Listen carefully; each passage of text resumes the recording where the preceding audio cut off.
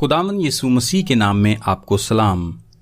سال میں ایک مرتبہ یہ سوال ہر مسیحی کے ذہن میں گونجتا ہے کہ آیا اسے قربانی کا گوشت کھانا چاہیے یا نہیں، اور کیا قربانی کا گوشت کھانا گناہ ہے؟ اس طرح کے سوالات کو لے کر بہت سے لوگ پریشانی کا شکار رہتے ہیں۔ سو آج ہم دیکھیں گے کہ بائبل مقدس کے مطابق ہمیں کیا کرنا چاہیے۔ یہ مسئلہ کرنتھیوں کی کلیسیا کو بھی پیش آیا تھا، اور خدا کے روح کے الہام سے پولس رسول نے اس کا حل بھی بتایا کہ انہیں کیا کرنا چاہیے۔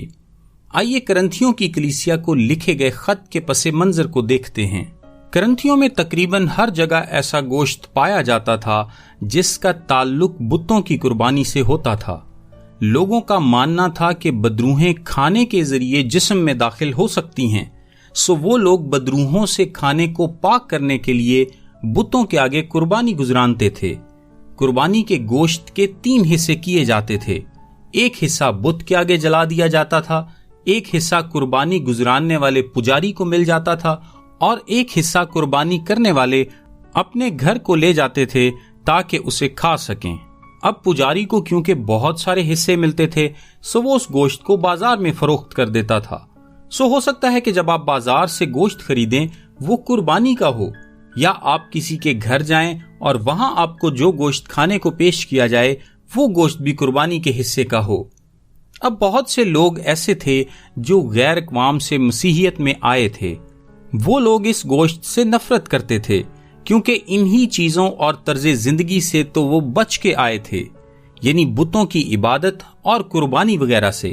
سو جب یہ گوشت ان کے سامنے آتا تھا اور ان کو پتہ چلتا تھا کہ یہ قربانی کا گوشت ہے تو وہ اس بات سے ٹھوکر کھاتے تھے، کیونکہ وہ جس طرز زندگی کو چھوڑ چکے تھے اسے دوبارہ یاد بھی نہیں کرنا چاہتے تھے۔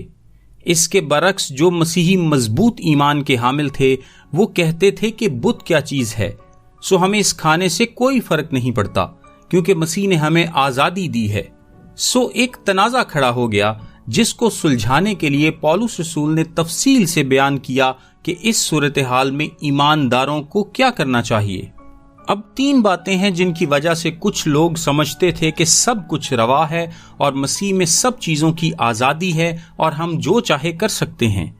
پہلی وجہ یہ ہے، جو لوگ گوشت کھاتے تھے وہ سمجھتے تھے کہ ہم جانتے ہیں کہ کلام منع نہیں کرتا، ہم اس بات سے واقف ہیں اور ہم اس بات کا مکمل علم رکھتے ہیں کہ جو ہم جانتے ہیں وہی کرتے ہیں۔ پولس نے اس بات کا جواب کچھ اس طرح لکھا جو پہلا کرنتھیوں 8 باب 2 سے 3 آیت میں ہے۔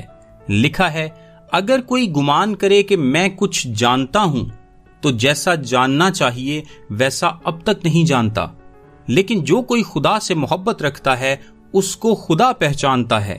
یعنی جو لوگ سمجھتے ہیں کہ وہ خدا کے کلام سے واقف ہیں کہ خدا کا کلام ایسا کرنے سے منع نہیں کرتا، تو جیسا جاننا چاہیے وہ ابھی تک نہیں جانتے، کیونکہ علم رکھنے سے بڑھ کر بھی کوئی چیز ہے، اور وہ ہے محبت۔ صرف تعلیم کا جاننا کافی نہیں۔ پہلی آیت میں لکھا ہے، علم غرور پیدا کرتا ہے لیکن محبت ترقی کا باعث ہے۔ آپ نے یہ تو سوچ لیا کہ کلام منع نہیں کرتا، اور یہ نہیں سوچا کہ کلام محبت کا بھی حکم دیتا ہے جو سب چیزوں سے بڑھ کر ہے۔ دوسری وجہ آیت نمبر 4 میں ہے، اور وہ یہ ہے کہ بت کوئی چیز نہیں۔ سو جب بت کوئی چیز ہی نہیں اور ان کا وجود ہی نہیں تو ہم گوشت کھانے سے کیوں باز رہیں؟ کیونکہ جب ایک چیز وجود ہی نہیں رکھتی تو وہ کھانے کو کیسے ناپاک کر سکتی ہے؟ اس کے جواب میں پولس بڑی تفصیل سے بیان کرتا ہے کہ جن کا دل کمزور ہے، یعنی جو ابھی نئے ایماندار ہیں اور ابھی اپنے ایمان میں پختہ نہیں ہوئے، جب وہ دوسروں کو اس گوشت کو کھاتے ہوئے دیکھتے ہیں اور خود بھی کھاتے ہیں تو ان کا ضمیر ان کو ملامت کرتا ہے۔ لکھا ہے، ان کا دل چونکہ کمزور ہے آلودہ ہو جاتا ہے، انہیں لگتا ہے کہ وہ گناہ کر رہے ہیں۔ وہ دوسرے مسیحیوں کو دیکھ کر اسے کھا تو لیتے ہیں لیکن یقین کے ساتھ نہیں، سو وہ رسموں کی دلدل میں دھنسے چلے جاتے ہیں۔ 10ویں آیت میں لکھا ہے، کیونکہ اگر کوئی تجھ صاحب علم کو بت خانہ میں کھانا کھاتے دیکھے اور وہ کمزور شخص ہو تو کیا اس کا دل بتوں کی قربانی کھانے پر دلیر نہ ہو جائے گا؟ غرض تیرے علم کے سبب سے وہ کمزور شخص، یعنی وہ بھائی جس کی خاطر مسیح ہوا، ہلاک ہو جائے گا، और तुम इस तरह भाइयों के गुनहगार होकर और उनके कमजोर दिल को घायल करके मसीह के गुनहगार ठहरते हो। अब कमजोर शख्स गोश्त खाने से गुनाह कैसे करेगा? इसका जवाब रोमियो 14 बाब 23 आयत में लिखा है, मगर जो कोई किसी चीज में शुबा रखता है, अगर उसको खाए तो मुजरिम ठहरता है, इस वास्ते कि वो एतकाद से नहीं खाता, और जो कुछ एतकाद से नहीं वो गुनाह है। सो वो खा तो लेता है लेकिन एतकाद से नहीं, सो वो उस खाने से गुनहगार ठहरता है। यानी वो कमजोर भाई हलाक यानी मसीह से दूर हो जाएगा, और क्योंकि उसने ये काम आपको देखकर किया, सो आप मसीह के गुनहगार ठहरेंगे। तीसरी वजह जो लोग पेश करते हैं वो ये है कि जैसा कि आयत 8 में लिखा है, खाना हमें खुदा से नहीं मिलाएगा, अगर ना खाएं तो हमारा कुछ नुकसान नहीं, और अगर खाएं तो कुछ नफा नहीं। इसका जवाब पौलुस आयत नंबर 9 में देता है। लिखा है, लेकिन होशियार रहो, ऐसा ना हो कि तुम्हारी ये आजादी कमजोरों के लिए ठोकर का बायस हो जाए। सो इस सारी बात का खुलासा ये है कि जब आप यूं करते हैं, यानी किसी ईमानदार भाई की परवाह किए बिना महज अपनी मर्जी पूरी करने के लिए काम करते हैं, कुछ भी ऐसा जो आपके अपने दिल की मर्जी है और उसके दिल को जख्मी करते हैं, तो आप गुनाह करते हैं। किसके खिलाफ? मसीह के खिलाफ। ऐसा कैसे हो सकता है? क्योंकि वो ईमानदार मसीह के साथ एक है, और अगर आपने उसे नुकसान पहुंचाने के लिए कुछ किया तो आपने मसीह के खिलाफ गुनाह किया। यीशु मसीह ने कहा, लेकिन जो कोई इन छोटों में से जो मुझ पर ईमान लाए हैं किसी को ठोकर खिलाता है, उसके लिए ये बेहतर है कि बड़ी चक्की का पाट उसके गले में लटकाया जाए और वो गहरे समुंदर में डुबो दिया जाए। मत्ती 25 बाब में यीशु ने कहा, जब तुमने मेरे इन सबसे छोटे भाइयों में से किसी के साथ ये सलूक किया तो मेरे ही साथ किया। बस भाइयों, खबरदार रहें कि आप कहीं अपने भाई को जख्मी ना कर दें। यहाँ इस्तेमाल होने वाले लफ्ज टुपटो के मानी है जख्म। जख्मी ना करें, क्योंकि ऐसा करने से आप मसीह के खिलाफ गुनाह करते हैं। ए अजीजों, आओ हम एक दूसरे से मोहब्बत रखें।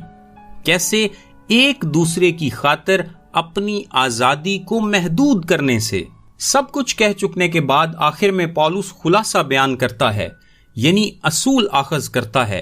ऐसे हालात में जहां थोड़े बहुत भी शक की गुंजाइश हो, असूल ये है जैसा कि 13वीं आयत में लिखा है, इस सबब से अगर खाना मेरे भाई को ठोकर खिलाए तो क्या लिखा है, मैं कभी हरगिज गोश्त ना खाऊंगा ताकि अपने भाई के लिए ठोकर का सबब ना बनूं।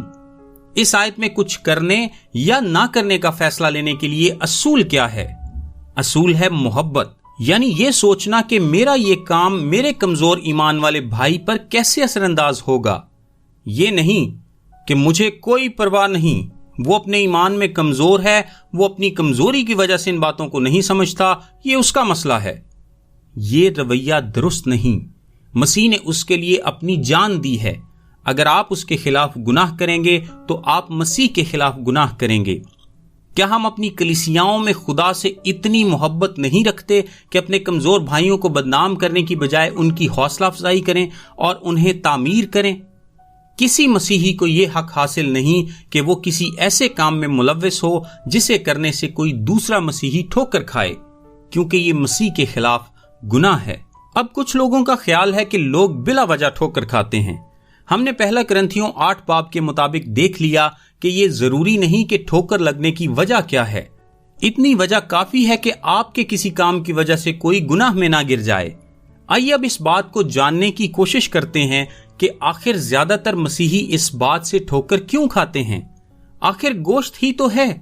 तो आइए चंद बातें देखते हैं जो आम तौर पर मसीही लोगों के लिए ठोकर का बायस बनती हैं। सबसे बड़ी बात जो मसीही लोगों के लिए ठोकर का बायस बनती है वो ये है कि ये कुर्बानी उनकी तरफ से इसहाक की कुर्बानी की याद में नहीं बल्कि इस्माइल की कुर्बानी की याद में गुजरानी जाती है। मसीही इस बात पर ईमान रखते हैं कि इसहाक ही वादा का फर्जंद है और उसी को कुर्बानी के लिए ले जाया गया था। इसका जवाब मसीहियों को यह सुनने को मिलता है कि बाइबल बदल गई है और तुम एक तब्दील शुदा किताब को मानते हो। सो मतलब यह हुआ कि अगर इसहाक वादे का फर्जंद नहीं तो नजात भी इसराइल में से नहीं और मसीहियत की बुनियाद ही गलत है।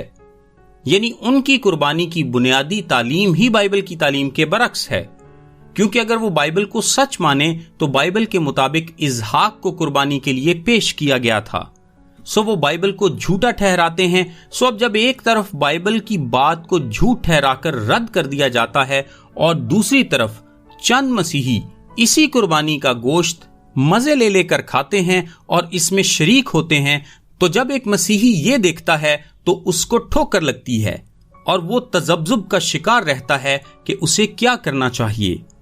اب آپ کو یہ فیصلہ کرنا ہے کہ کیا ان باتوں سے کسی بھی مسیحی کے دل کا دکھنا یا اس کا ٹھوکر کھانا ٹھیک ہے یا نہیں۔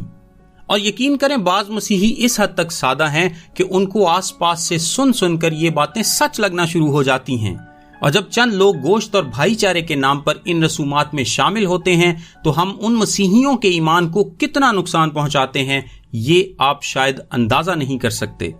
دوسری بات یہ ہے کہ قربانی ان کی خاص مذہبی رسم ہے، اور پہلا کرنتھیوں 10:18 آیت میں لکھا ہے، کیا قربانی کا گوشت کھانے والے قربان گاہ کے شریک نہیں؟ یعنی جو لوگ بتوں کی قربانی میں شریک ہوتے تھے وہ ان کے ایمان میں شریک ہوتے تھے اور ان تمام رسومات کی توثیق کرتے تھے۔ اسی طرح جو لوگ آج قربانی میں شریک ہوتے ہیں وہ ان تمام عقائد میں شریک ہوتے ہیں جو ان لوگوں کے ہیں، ان کے اپنے مذہب کے حوالے سے ان کا جو بھی عقیدہ ہو، یہ ہمارا موضوع نہیں، لیکن مسیح اور بائبل کی سچائی کو لے کر جو ان کا عقیدہ ہے وہ میں نے پہلے ہی بیان کر دیا ہے، اور خاص طور پر یسوع کی ذات کو لے کر جو ان کے عقائد ہیں وہ بائبل کے مطابق نہیں ہیں۔ وہ یسوع کو نہ تو خدا کا بیٹا مانتے ہیں، نہ نجات دہندہ، اور نہ ہی نبی سے زیادہ اس کو اہمیت دیتے ہیں۔ سو جب آپ قربانی میں شریک ہوں گے تو ان تمام عقائد کی بھی توثیق کریں گے جو وہ آپ کے بارے میں رکھتے ہیں۔ 22ویں آیت میں لکھا ہے، کیا ہم خداوند کی غیرت کو جوش دلاتے ہیں؟ کیا ہم اس سے زور آور ہیں؟ پولس یہاں مسیح کے بدن کی شراکت کی مثال استعمال کرتا ہے۔ 16ویں آیت میں لکھا ہے، وہ برکت کا پیالہ جس پر ہم برکت چاہتے ہیں، کیا مسیح کے خون کی شراکت نہیں؟ وہ روٹی جسے ہم توڑتے ہیں، کیا مسیح کے بدن کی شراکت نہیں؟